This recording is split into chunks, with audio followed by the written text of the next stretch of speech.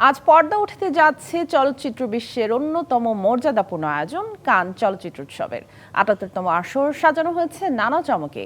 আয়োজকদের প্রত্যাশা, প্রতিবারের মতো এবারেও কান চলচ্চিত্র উৎসব হয়ে উঠবে বর্ণিল ও প্রাণময়।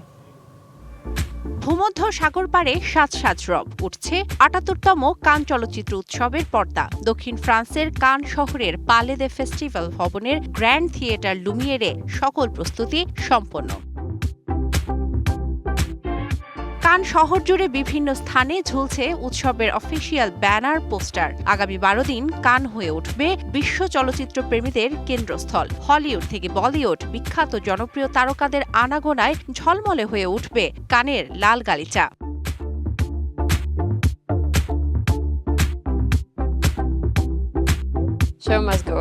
এবারের উৎসবে থাকছে ঐতিহ্য ও আধুনিকতার দৃষ্টিনন্দন মিশ্রণ। একনল হ্যান্ড ওয়াশ ১০০% প্যারাবেন ফ্রি, তাই নিরাপদ হাতের জন্য আস্থা রাখুন একনলে। উদ্বোধনী অনুষ্ঠানে সঞ্চালকের দায়িত্ব পালন করবেন ফরাসি অভিনেতা লরা লতিফ। উদ্বোধনী অনুষ্ঠানে জনপ্রিয় মার্কিন অভিনেতা রবার্ট ডি নিরোকে তার দীর্ঘ চলচ্চিত্র ক্যারিয়ারের স্বীকৃতি হিসেবে সম্মানসূচক পাম দ্য অর পুরস্কারে ভূষিত করা হবে।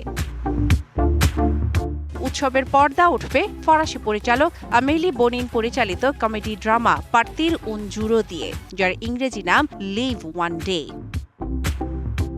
এবার মূল প্রতিযোগিতায় স্থান করে নিয়েছে ২২টি ছবি, আর মূল প্রতিযোগিতা বিভাগের জুরি প্রেসিডেন্ট হচ্ছেন জুলিয়েট বানোস।